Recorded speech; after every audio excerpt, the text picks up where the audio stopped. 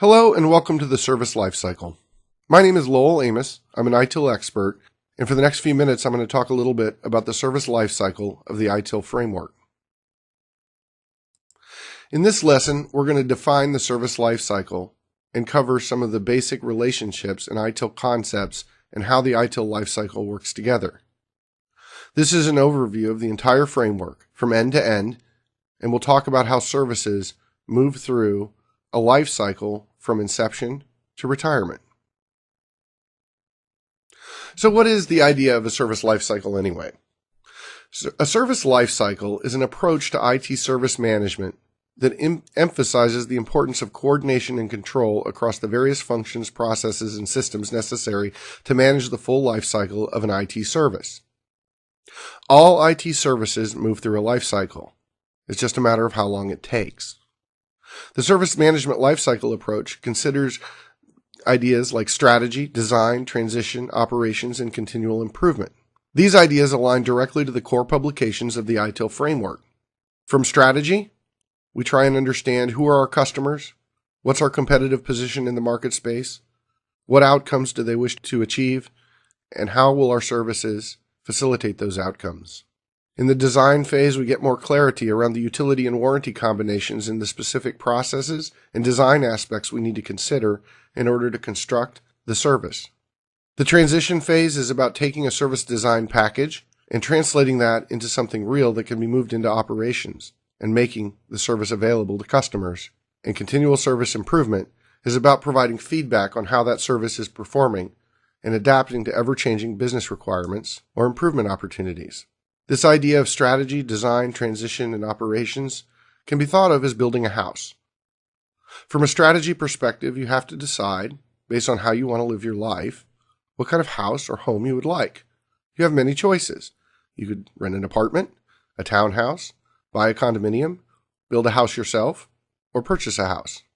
In the design phase, we look for the specific architectural blueprints of the house that we're looking for. If we decide to build a house in the strategy phase, the design phase can be thought of as the architectural drawings or blueprints that get created that specifies the specifics of the house.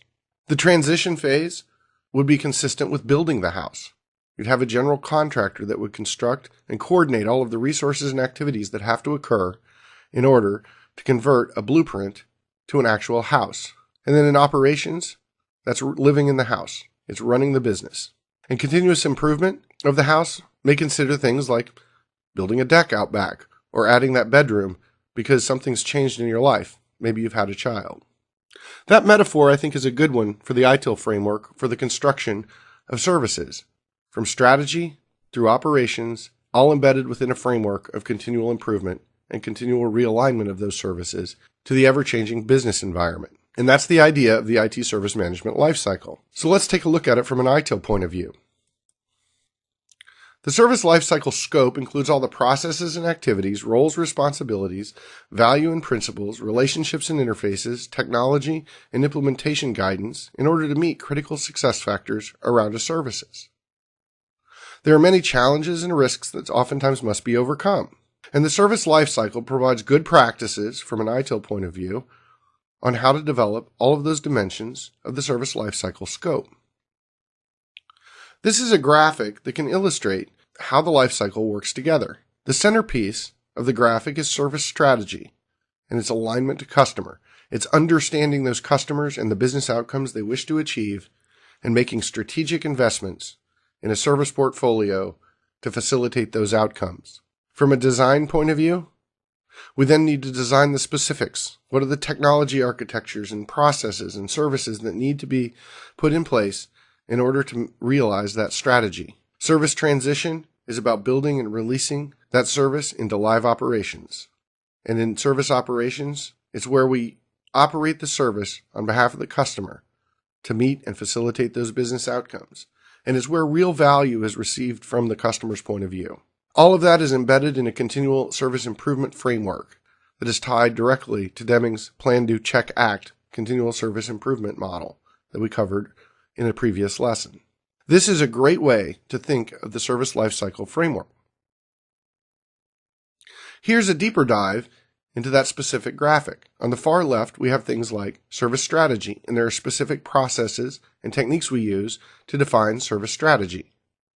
There's strategy management for IT services, the service portfolio management, the idea of demand management, financial management, and business relationship management.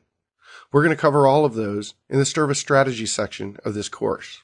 But this is where we answer basic questions about our customers. Who are our customers? What outcomes do they wish to facilitate? Why should they buy a service? And why should they buy it from us?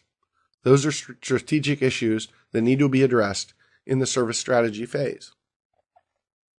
In service design, we look at things like design coordination, service level management, service catalog management, and then focus on dimensions of a warranty, like availability management, security management, supplier management, capacity management, and continuity management. These are the principal processes we use to define that blueprint of the service that we're about to construct. One of the key components at the foundation levels that you need to understand are listed in bold. In service design, service level management is a critical process, and a great deal of focus is put on that in the foundations course. In service transition, this is about where we build and release services into live operations. In this publication, we cover change management, although change management is a process that covers the entire life cycle and provides governance for approving things to move forward or not. We talk about configuration management, another process that covers the entire life cycle and gives us an accounting of what our resources and capabilities and services and components of services are at any given moment in time. We talk about release and deployment of how we build and construct services, transition planning and support, and service validation testing and evaluation of services. Each of those are critical processes that must occur in order for us to make sure that we're meeting the design specifications that were constructed to realize a strategy. And in service operations, we cover incident management, problem management, event management, request management, and access management. These are the basic processes of running the business. It's assisting users who are experiencing incidents or issues. It's understanding and monitoring the events that occur within our infrastructure. It's responding to requests and providing access to services to those that are authorized to receive access. And last but not least is continual service improvement, which covers the entire life cycle and is what makes ITIL a closed-loop system. So we'll talk about the 7-step improvement method, measurement and reporting, and Deming's Plan, Do, Check, Act cycle as we cover that particular publication.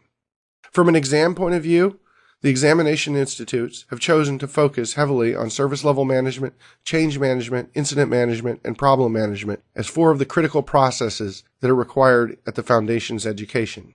While we cover all of these, the focus of the examination at the end will be on those 4 major processes. So how does it all work together? Service strategy, we talked about, is where we answer questions about our customers, their activities, and make some decisions around what services we offer and to whom, and have an understanding of why customers value our services and why they should buy them from us. It deals primarily with business cases, objectives, budgets, etc.